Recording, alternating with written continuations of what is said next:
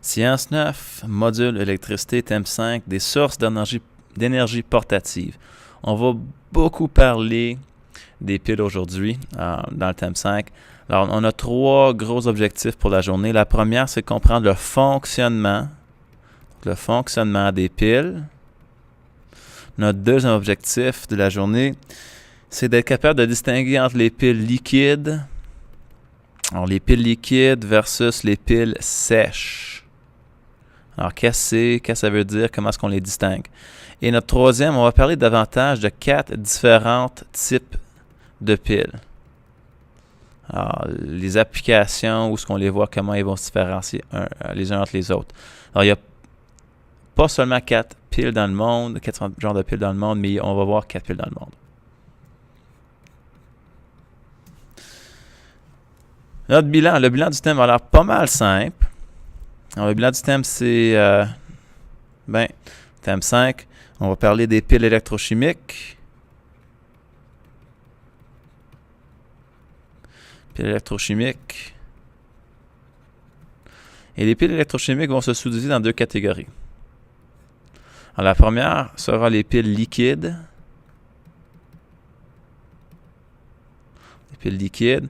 Et la deuxième catégorie, les piles sèches.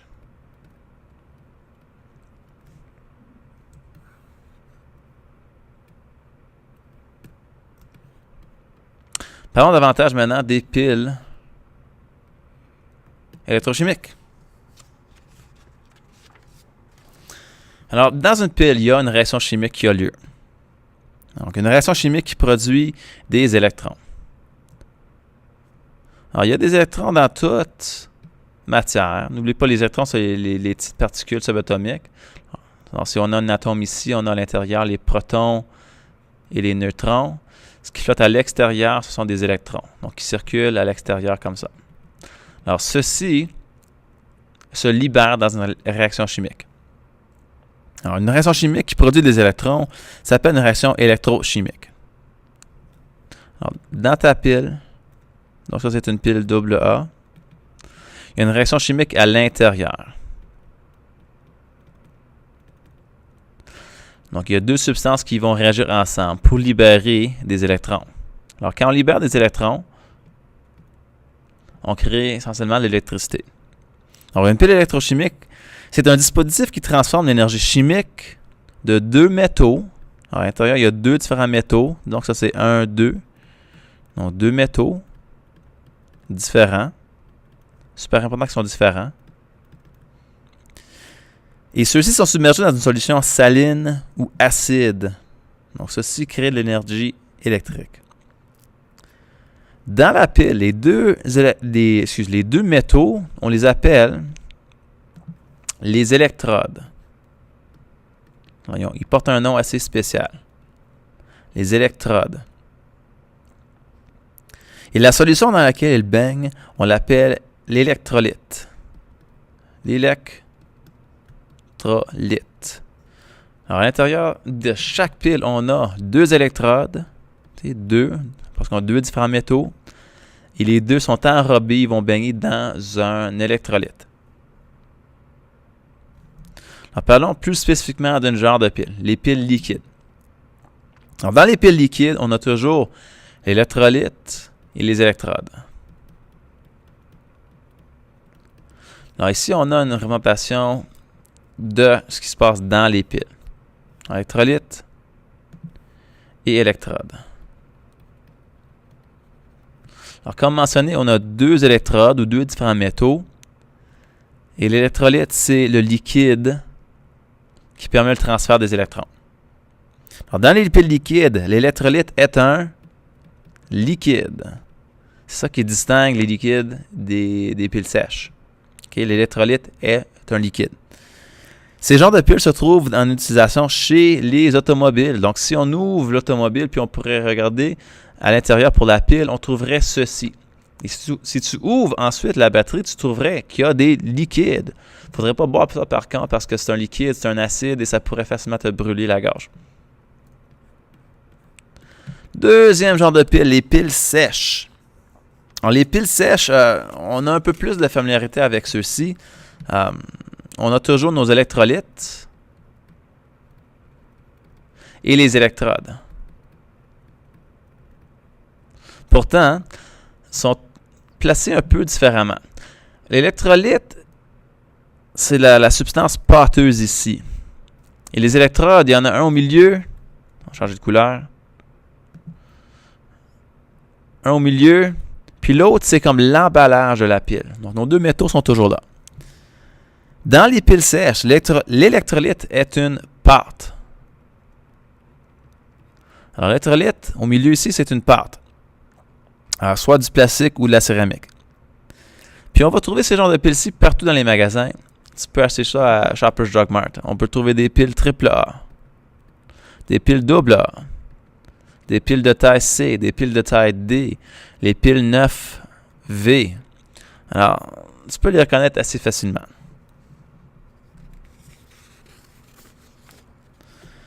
Parlons maintenant, faisons la comparaison entre les quatre différents genres de piles. Les piles liquides et les piles sèches. Pour les piles liquides, on va avoir une pile en particulier, la pile de plomb. Alors, ceci, c'est peut-être celui qui est le plus courant,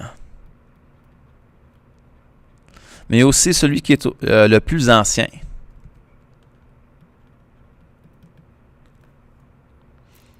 À l'intérieur de ce genre de pile, l'électrolyte, c'est de l'acide sulfurique. La substance qui est assez dangereuse, on ne voudrait pas, encore une fois, le boire ou même le toucher. Okay? Ça peut être corrosif. Dans ces genres de piles, on a la capacité de produire 2 volts de tension. Alors, dans les automobiles, on a 6 piles mises ensemble.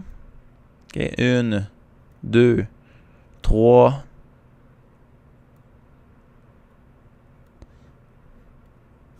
4, 5, 6. Et comme ça. Alors, un total de 12 volts. Les autos peuvent donner une tension totale de 12 volts. Maximale, vraiment. À moins que tu ajoutes une deuxième batterie. Super grand avantage pour les piles de plomb, c'est le fait que ces piles-ci peuvent se recharger.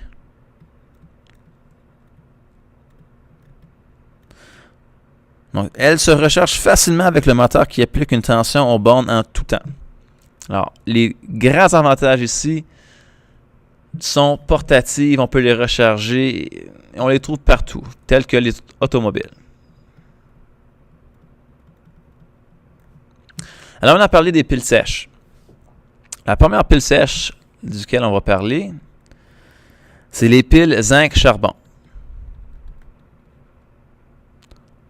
Alors, ceux-ci sont bon marché. Ils ne vont pas coûter cher. Okay. Cheap. Super cheap. Donc, facile à utiliser et à fabriquer. La tension est un peu moins de 2 volts. Elle est plutôt 1,5. Et à cause de ceci, à cause qu'ils sont bon marché, sont pas chers, alors ils vont s'épuiser assez facilement. Alors, sa tension est de 1,5 volts, mais elle s'épuise assez rapidement si elle alimente une charge à courant élevé. Alors, ce ne sont pas les meilleurs genres de piles. On l'utilise pour plusieurs choses, telles que les lampes de poche, les radios portatives, les lecteurs de disques compacts. Pas que vous avez des lecteurs de disques compacts à votre âge. Ouais, mais on s'en servait. Gros désavantage pour ceux-ci, par contre, c'est qu'ils ne se rechargent pas. Ils n'ont pas la capacité à se recharger. Prochain genre de pile. Et puis numéro 3. On parle des piles alcalines. Alors, les piles alcalines, eux autres, sont très semblables aux piles zinc-charbon, mais sont un peu meilleures. Ils vont tenir leur charge un peu plus longtemps. On peut dire qu'elles produisent une tension de 1,5 volts. Et sont un peu plus stables. Alors, ils vont garder cette tension-là, ils vont garder leur charge pendant plus longtemps. Encore une fois, par contre, ceux-ci ne vont pas se recharger non plus. Alors, à date, les piles liquides ont toujours l'avantage sur les piles sèches. Alors, on va maintenant à notre troisième genre de pile. Notre quatrième genre de pile. Les piles au lithium-ion. Alors, en passant, les différents genres, zinc, charbon, ça c'est les deux métaux. Les piles alcalines, il y a deux métaux différents. Les piles lithium-ion sont faites encore différemment des autres piles sèches. Alors, pour les piles au lithium-ion, ils sont assez chers. Alors, ils ne sont pas bon marché du tout comme les zinc charbon. Tu vas payer un prime pour acheter des piles lithium-ion. Pourtant, ils vont garder leur charge pendant longtemps. On l'utilise souvent dans les portables. Dans les portables et les cellulaires. Alors, mon MacBook, lui, a une pile au lithium-ion. Fort probable que votre iPhone, votre BlackBerry ont tous des piles au lithium-ion aussi. Alors, grands avantages sur ces genres de piles-ci, c'est qu'ils ont la capacité à se recharger. Alors, dans n'importe quel appareil où il faut recharger ou se servir du même appareil plusieurs fois, la pile n'est pas remplaçable. On veut utiliser, dans la mesure du possible, les piles au lithium-ion.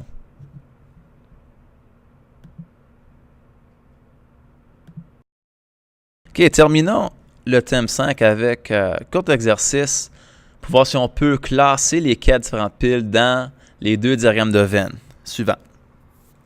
Alors, on a nos 4 piles. OK, on a les piles zinc-charbon. On a les piles lithium-ion. On a aussi les piles alcalines et les piles de plomb. Alors, pour bien placer nos 4 piles dans notre diagramme de Venn, on doit bien comprendre comment le faire. Alors, dans nos 2 premiers cercles, ici, on a les piles rechargeables et les piles liquides. Alors, est-ce qu'on a une des 4 piles qui va tomber soit dans une section, les 2 ou uniquement, soit uniquement une pile liquide? Alors, mettez en pause la vidéo et prenez 2-3 minutes à placer vos 4 piles dans les diagrammes de Venn. Puis après la pause, on va voir si vous avez raison.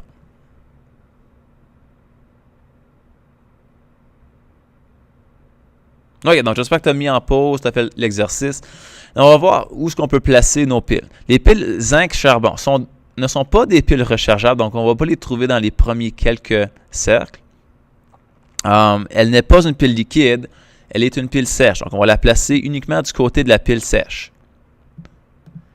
Les piles lithium-ion, eux autres, sont rechargeables. Donc soit ici, là, là ou là. Sont-ils des piles liquides ou piles sèches? Des piles au lithium-ion sont des piles sèches. Donc, on va les placer au milieu des 2 cercles ici. Les piles alcalines ne sont pas rechargeables, donc on ne va pas les trouver en haut. Ce ne sont pas des piles liquides non plus, donc ils vont se trouver juste à côté des piles zinc-charbon dans ce côté-ci du diagramme de Venn. Et finalement, les piles de plomb. Les piles de plomb sont rechargeables. Est-ce qu'ils sont des piles liquides ou sèches? Ils sont des piles liquides. Donc, on va les placer au milieu des 2 ici. Alors, voilà nos 2 exercices pour placer nos 4 piles. Ça conclut aussi le thème 5 sur l'électricité. Complétez les questions révision. Ensuite, transcrivez vos réponses sur Moodle. Votre travail n'est pas complété jusqu'à temps que je vois que vous avez fait le travail sur Moodle.